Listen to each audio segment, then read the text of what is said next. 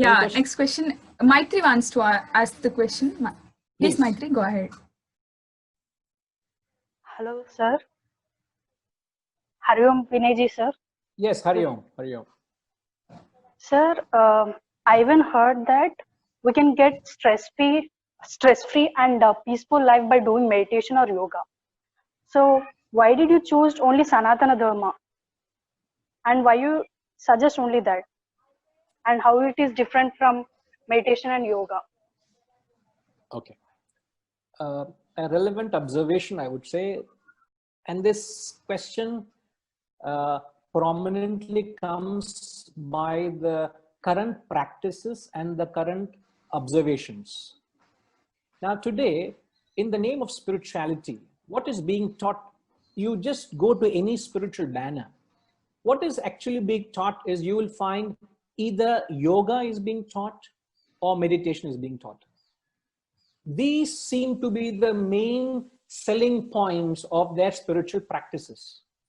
Now, please, please, please, I beg you all, don't mistake me. I have nothing against yoga or meditation nor the practices, because I also do yoga, I also do meditation, but I am only requesting to understand it. Where does it fit in? See, Sanatana Dharma is the entire knowledge of life. It also includes yoga and meditation as a part of the entire package. Now you must understand, where does it come in? See, yoga serves as a certain physical exercise which gives you strength, which gives you energy, which gives you vitality.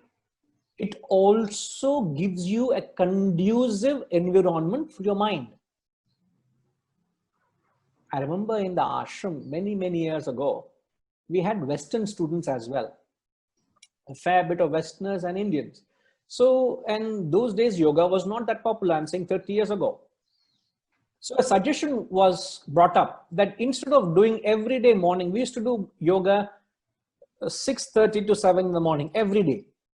So a suggestion came, said, Guruji, why don't we all do aerobics? Aerobics is also a form of exercise.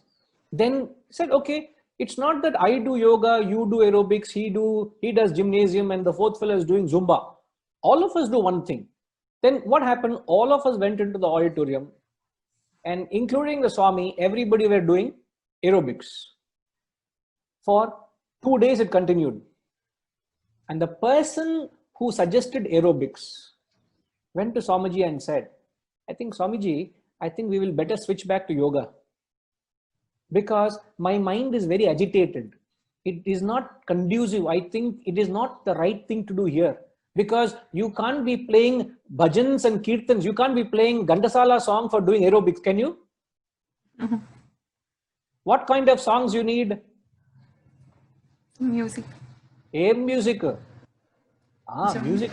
What music you need to play aerobics? Pop. Dum dum dim dim dum dum, something. All kind of mix, and then they have to do jazz, something all have to mix, then you do aerobics. If you don't follow, go to YouTube and put some aerobics music. It's all loud music.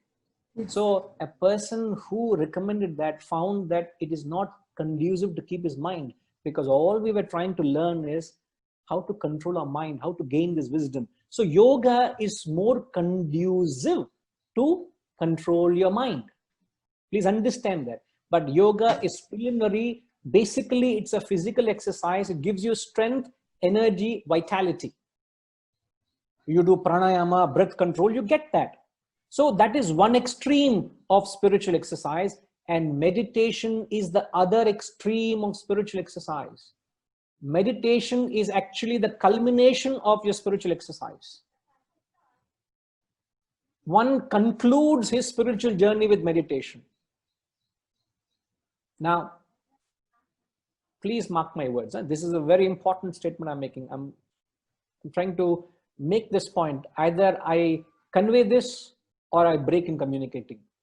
Now, the main important point is, remember, you do not practice meditation to calm the mind,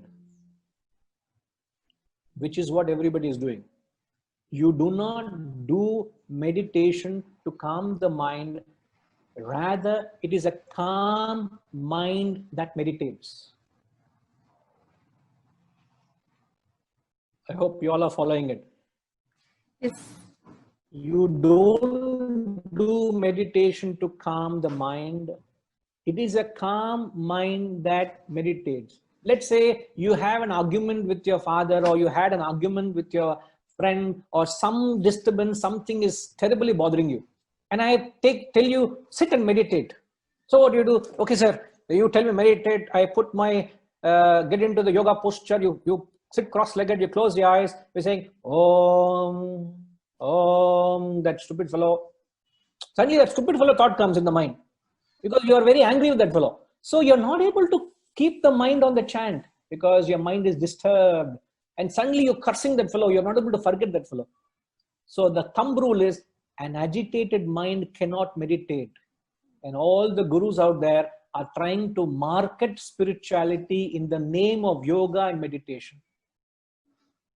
As I've said, I also do yoga, I also do meditation, but I don't meditate to calm the mind. I can meditate to the extent I have a calm mind. So understanding this, I understand there are parts of it. I don't want to take anything in part. I want to follow the whole. Therefore, I'm following the whole works, which is Sanatana Dharma. Oh, that's nice. Sir, you said that a calm mind meditates. Then how can we really calm down? Like, if we are agitated like that, what is the way to calm down? When you're agitated, you've already done the mistake.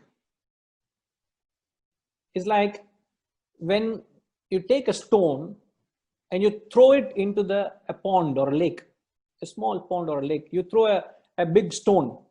What happens when you throw a stone into the sheet of water? There are ripples. It disturbs the water. There are ripples created, isn't it? Yes. Now, when there are ripples or little mini waves waves are created, when you look into the water, can you see a reflection clearly? Now you're asking me, sir, I want to see my reflection very soon. What to do? There's no way. We should not throw the stone in. No, you already throw the stone. Don't throw second stone into it. Okay. You already threw the stone. You already threw the stone. The water has ripples. You want to see a reflection. I'm saying you can't do anything. Give it time. Slowly, in the next 3 minutes, 5 minutes, the ripple will calm down and the water will settle down. When the water settles down, then you look at it, you see a clear mirror reflection of yourself in the water. So when you're agitated, you can't do much. Means the best is allow it to calm down naturally. Don't aggravate it further. But entire wisdom or study of Vedanta is not to lose your peace of mind.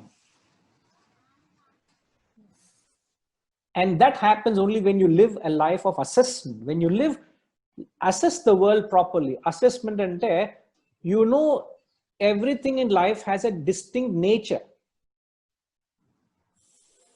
You understand, a tiger is a tiger, a cow is a cow, a dog is a dog, a pet dog is a pet dog, a street dog is a street dog.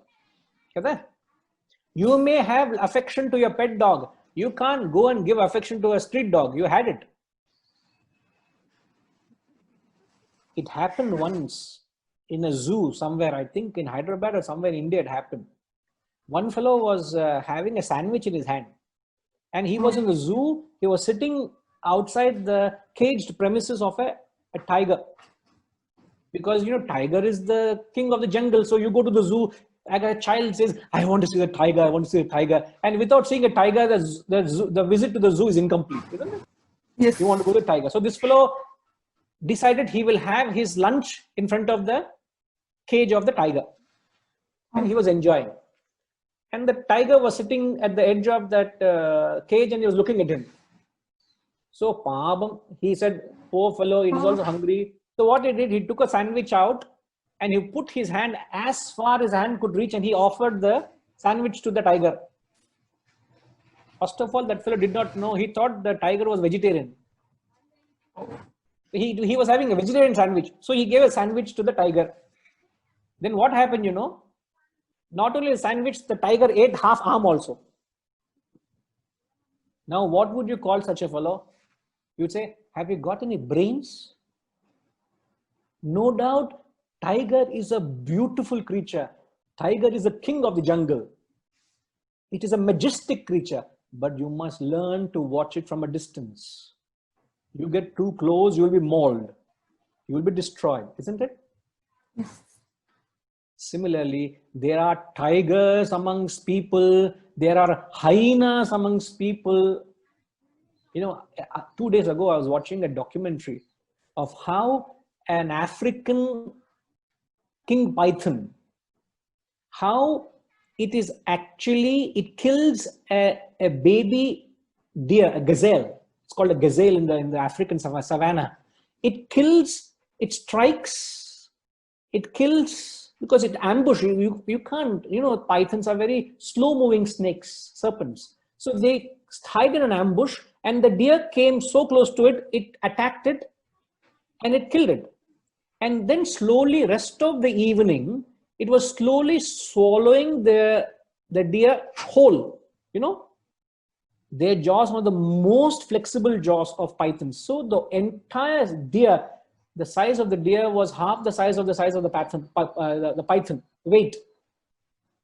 It is eating, and all that, the smell of a dead carcass drew attention. And by the end of the day, a group of hyenas came. And by then the snake spent 6-7 hours in swallowing the prey. Almost it had little left. 2 other legs were dangling out. The hyenas came and stole the prey and went. Whole day that python is struggling to eat a meal, and it may not eat another meal for next 3 months. That's how their lifestyle is. So you will find there are people, you will do all the hard work. Somebody will come and steal your project. They'll put their name there. So you'll understand there are pythons amongst humans. There are natures of hyenas. There are natures of cow also. When you go and whip a cow, take a stick and hit a cow, it will never turn back and say, I beg your pardon. Cow will never say that. It has nothing. It will just shake itself and walk away. So you will find there are different types of people out there. So you need to learn how to assess them properly. They don't assess, you get into trouble. So what is your understanding towards life? What is my understanding towards life? See, my understanding towards life means I have understood that life has to be learned to live and then live. My fundamental learning is living is a skill. Living is an technique. Living is an art. It's like painting. I may be a very good painter. I may have an inclination to paint, but I need to learn how to paint and then paint, isn't it? I may be a beautiful pianist. I may learn, I may know how to play, but I still have to learn, perfect it and practice it. Have we all not learned how to drive a bicycle? The moment you sat on the bicycle the first time, could you balance the bicycle? No. You fell a few times, your friends had to hold you, or your father had to hold the bicycle from behind, and he kept encouraging you, and you never know when he left the hand. Yes. And suddenly you look back, where are you? You already got it. By then you already know how to drive. See, that's how you learn anything in life, isn't it?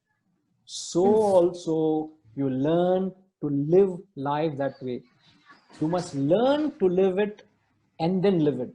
Now people are living it without knowing that you must learn how to live life. This is the biggest mistake of humanity, I would say. So how I look at this is that I've learned and understood that you must learn how to live it, and I'm trying to live it. That's all I'll say.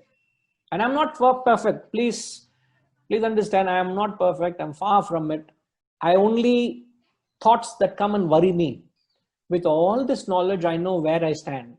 How are people managing life without this knowledge? That is, I get worried at times. You know, with your best efforts, you are failing. How come people are managing without any knowledge at all?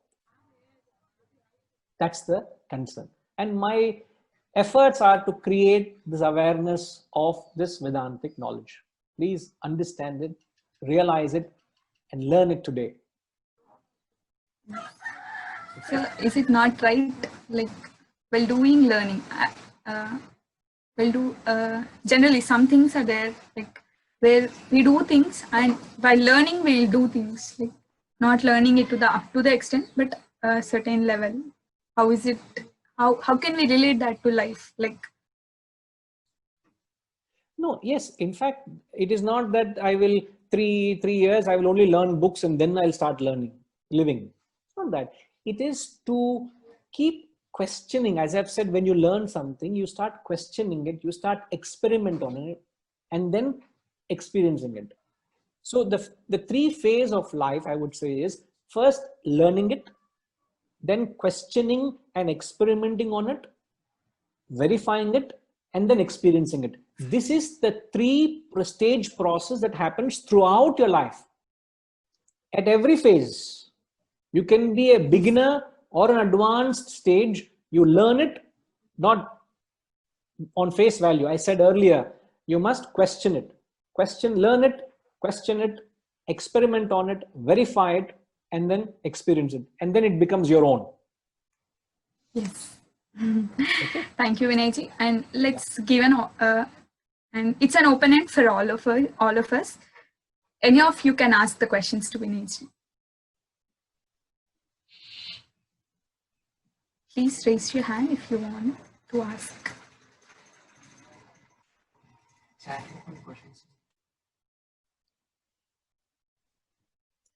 Pujitaka, do you want to ask the question?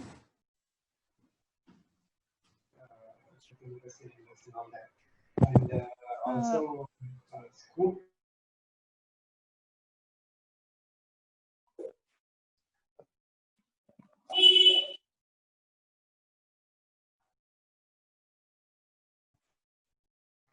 Please go ahead. Who is asking the question?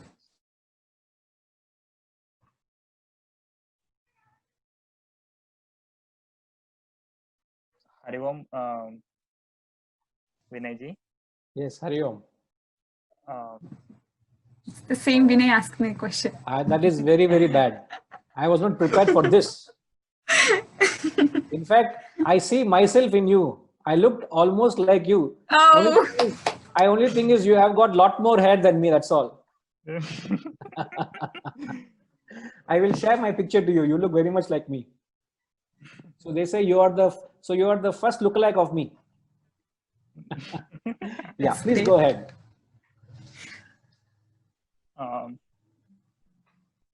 When it comes to emotion and the commitment, which one should drive a human being forward?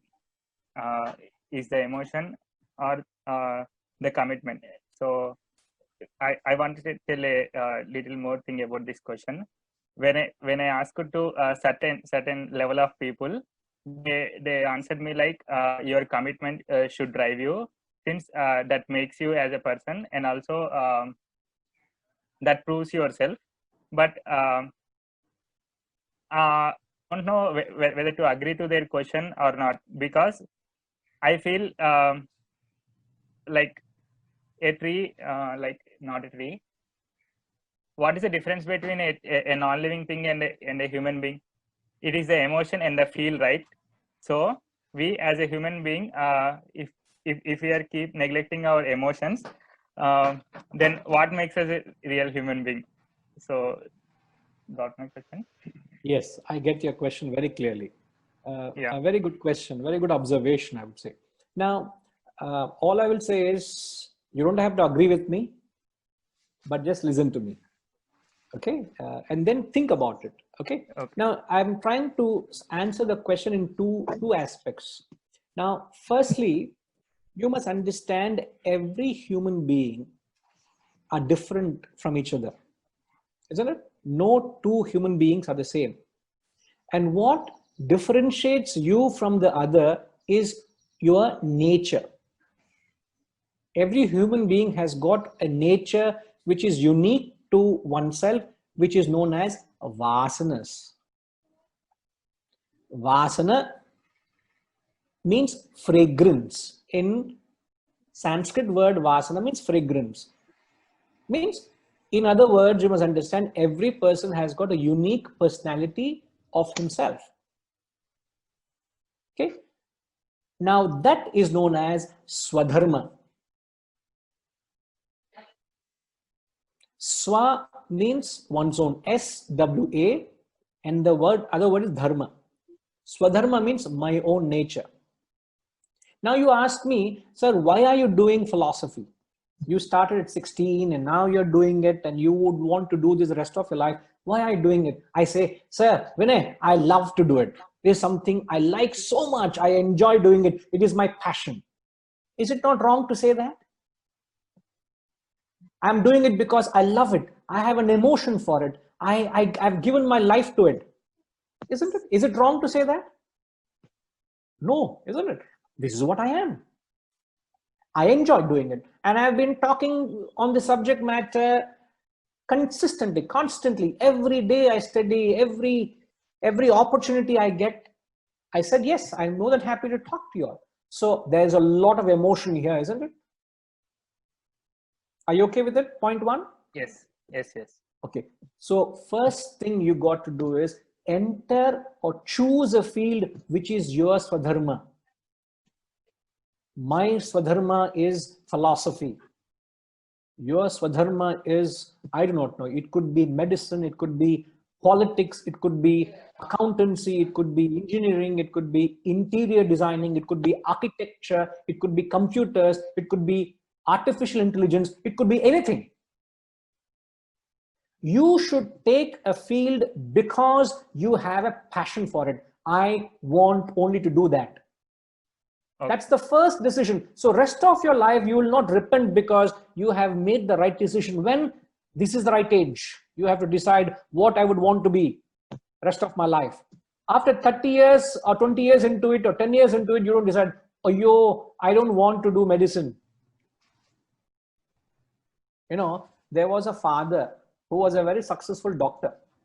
He pushed his only son into doing medicine because the father had a huge medical practice, had a huge hospital, and he wanted his son to inherit the entire medical practice.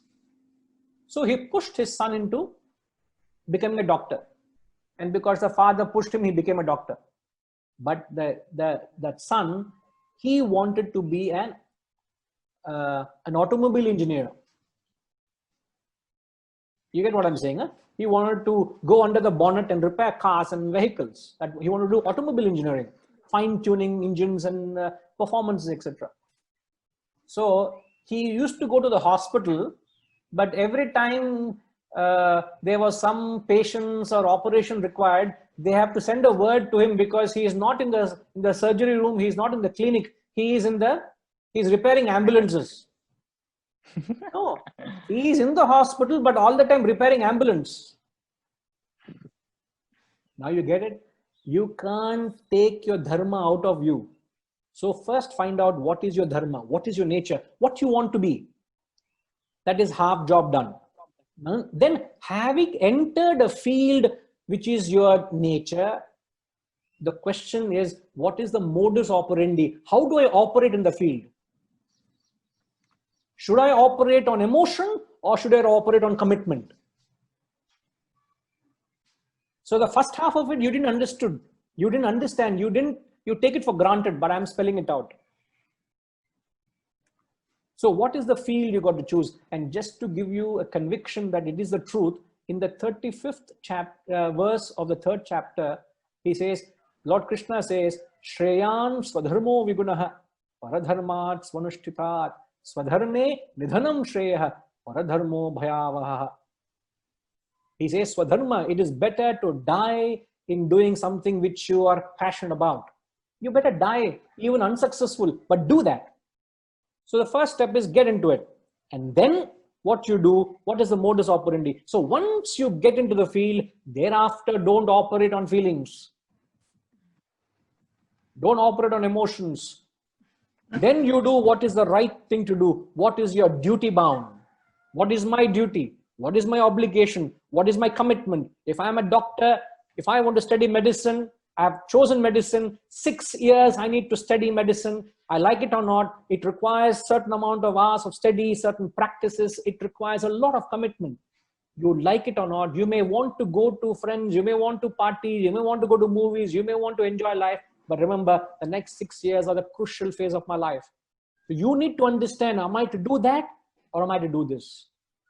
Having decided what is the field you get into, then you must operate on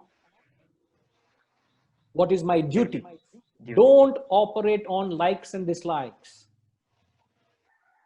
In the Gita, in the 2nd chapter, he says, Raga Dvesha Viyuktaha, he says.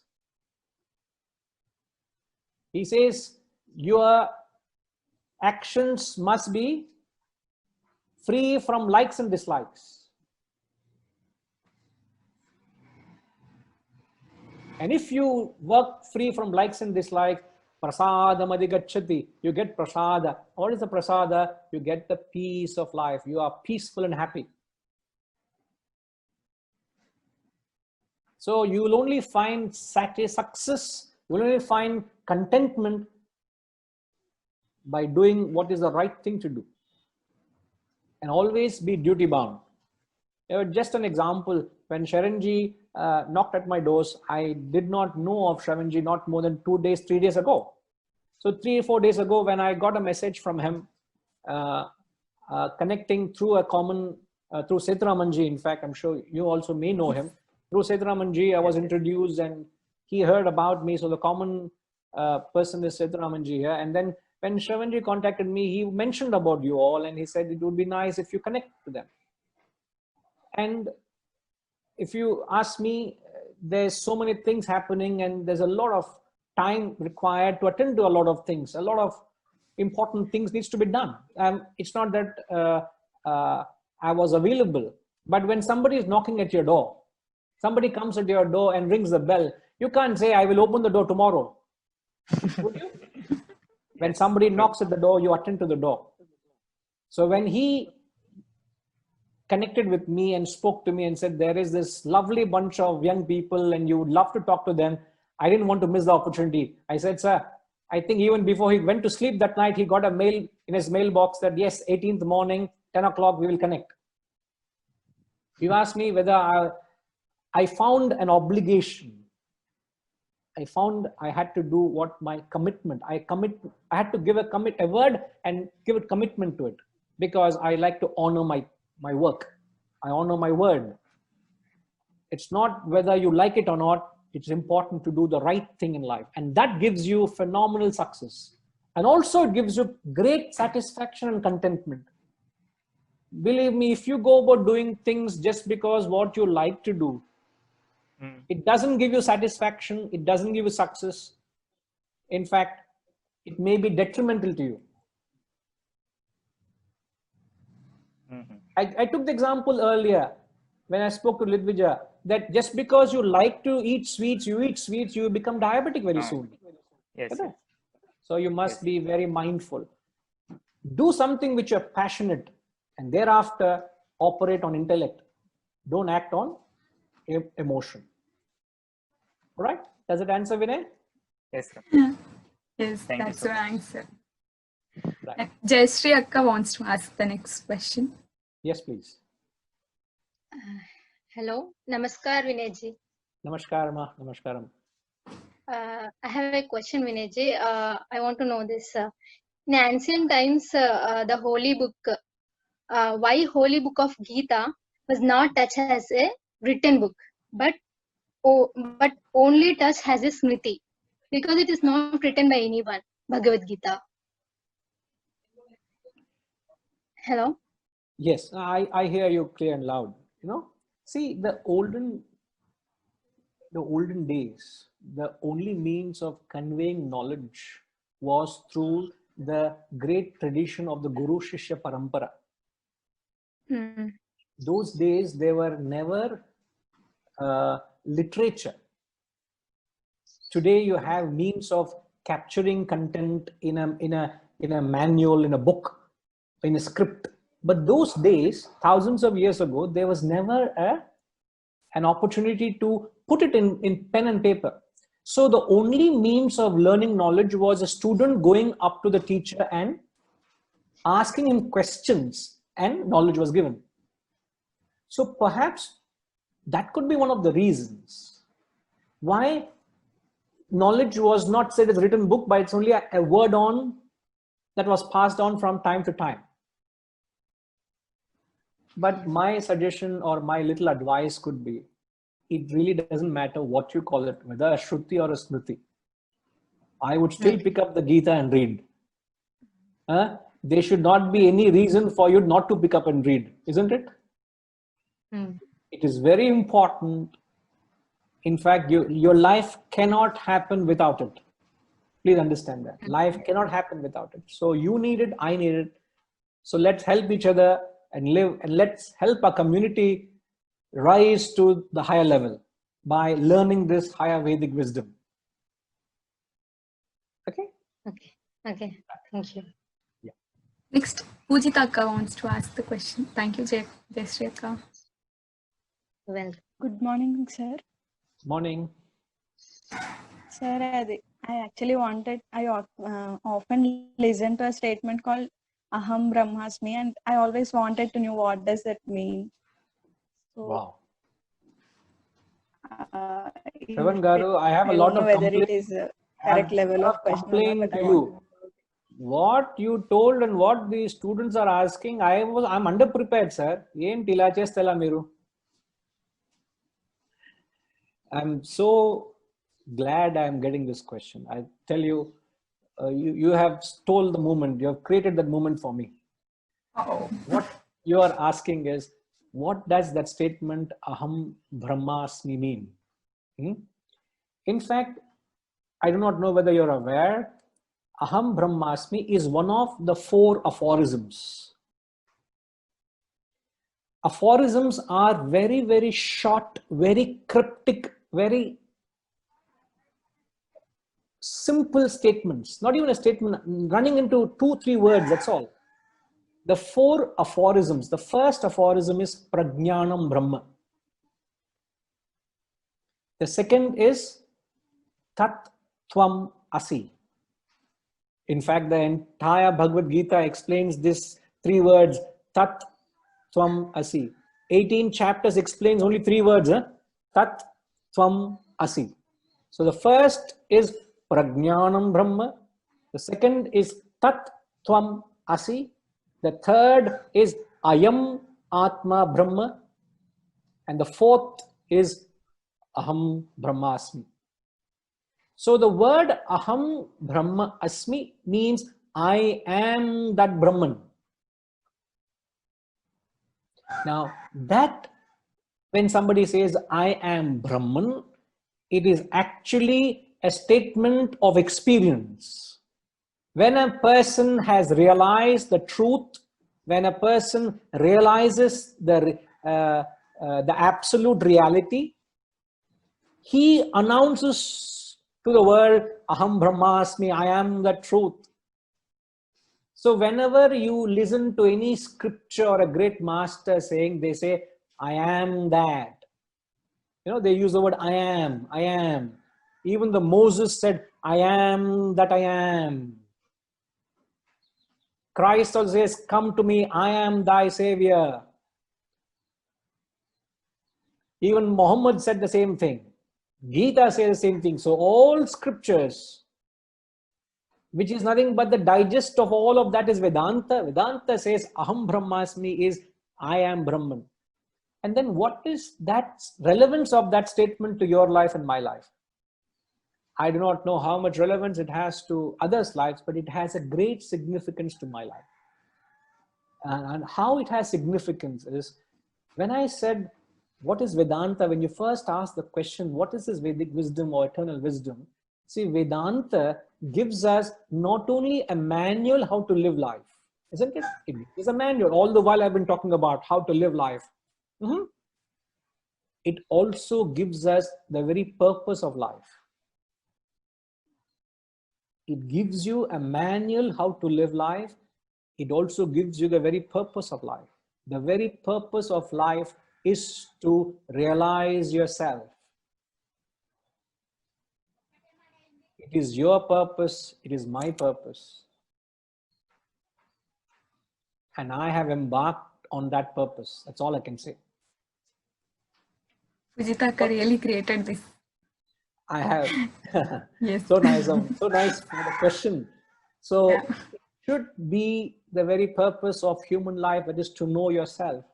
In fact, the entire Gita is sandwiched between the two words. You know, the Gita starts with the first word, dharma kshetre kurukshetre samaveta yuyutsavaha, isn't it? It starts with the word dharma. And the last verse of the last chapter, the last line ends with Dhruvanitir Matirmama. So the last Sanskrit word of the 18th chapter, 701st verse, the last word is Mama. The first word is Dharma. Now take these two words together. Dharma, Mama. Mama, Dharma. What is your Dharma? The Gita is teaching what is your Dharma. And Dharma is yourself. And that is what one who realizes that says, Aham Brahmasmi. Do you understand, Pujita? Yeah, a little. Thank you, sir. I am so happy you said little, because if you say I understood means you're lying. 30 years I have not understood. And in 3 minutes you understand, I will prostrate to you. Doesn't matter your age. I said, Namaskaram, Pujita. What a wisdom you have. It's not that easy, ma. It's not easy at all. But at least you know what that's conveying. Isn't it? You understand what that is. But you have to embark on it to know what that is. It's a journey. All I can say is, I have embarked on a journey. My goal is to realize myself. I may fall way short of it. That's my goal. Nothing short of it. Okay. Thank you. Most welcome. Yes, ma. Thank you, Pujitaka. One last question. Triveni wants Yes, to ma'am. ask the question. Yes. Triveni, go ahead. Hari Om Vinayji. Hari Om. You know that recently Sushant Singh Rajput has committed suicide. It is said that it is because of mental depression.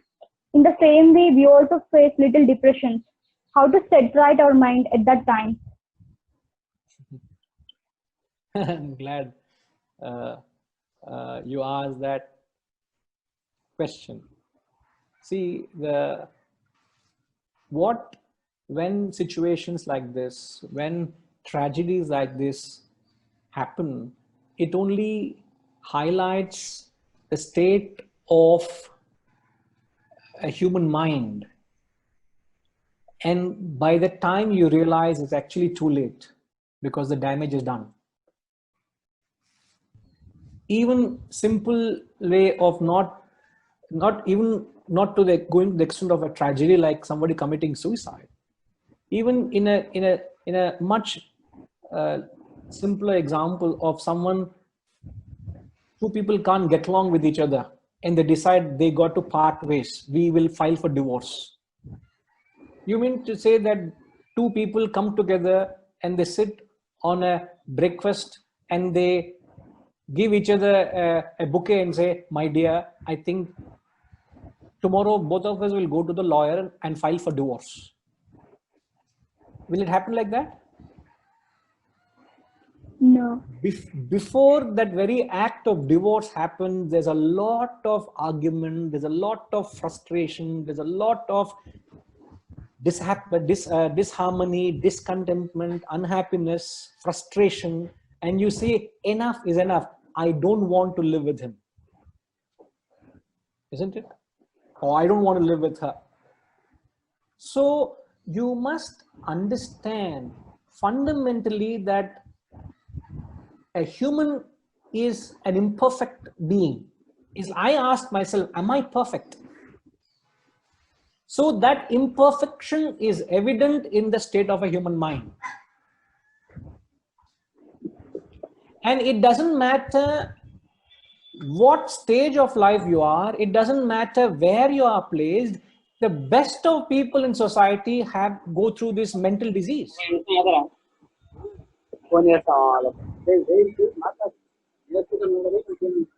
Can you all mute? I'm getting some back.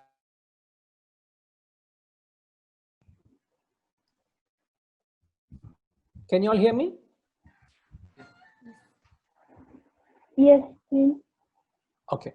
So what I was saying is this depression is not, it's not that exclusive to only certain class of people. It doesn't determine by the social status. Like you're looking at someone who committed suicide. So what could have been the trauma he would have faced before he committed suicide? Isn't it? So the mental health is in a very delicate situation. Exactly what happened, in fact, a few years ago, one of the celebrities, another celebrity, Deepika Padukone, I think she came up to the media forefront and she had to confess that she had depressions.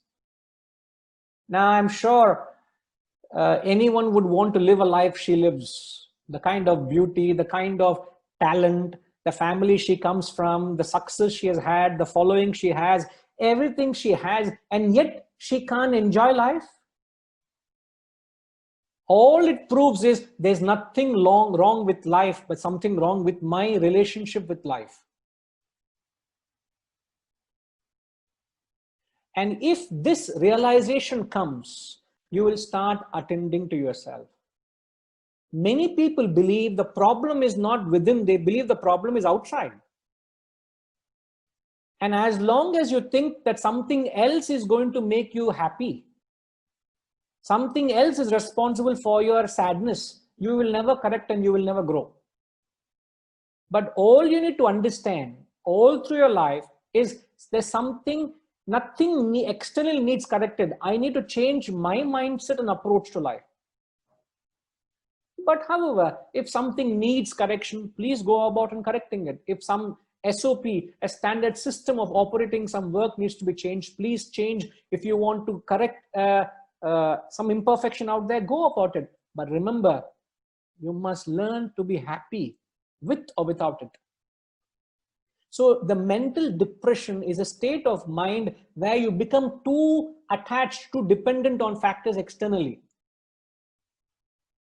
And you have lost the charm of internal peace and happiness. Your happiness must depend on yourself, not on external things. It should not depend on relationships. It should not depend on what others remarks or what the world throws at you. You must learn to be happy within. And that only happens when you start working on yourself. When you shift attention from the world onto yourself, you will start realizing, let the world be as it is. Let me start improving myself. Let me start controlling my emotions. Let me start controlling my expectations. Let me start controlling my demands. Let me live a life of purity. Let me be true to myself.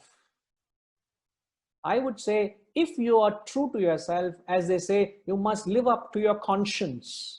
You live to the truth, live what you think is the right thing to do and live by it.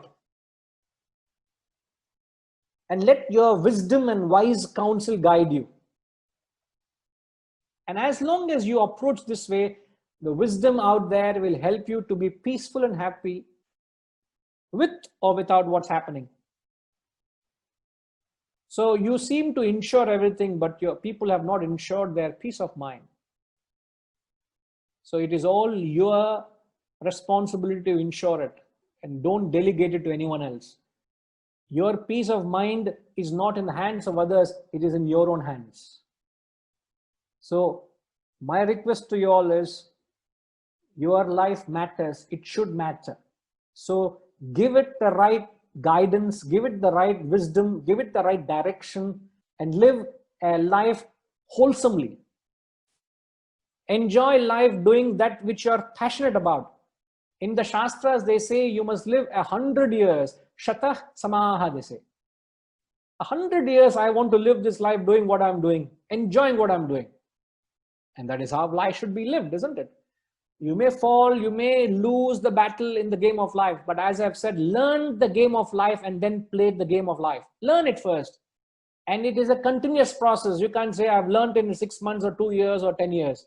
It is a continuous process. Like in any phase, if you are an engineer, does your knowledge of or the process of learning end there? No, you keep upgrading your knowledge. So is life. So you keep learning this knowledge of life and play the game of life, understanding I am the master, the world is not the master.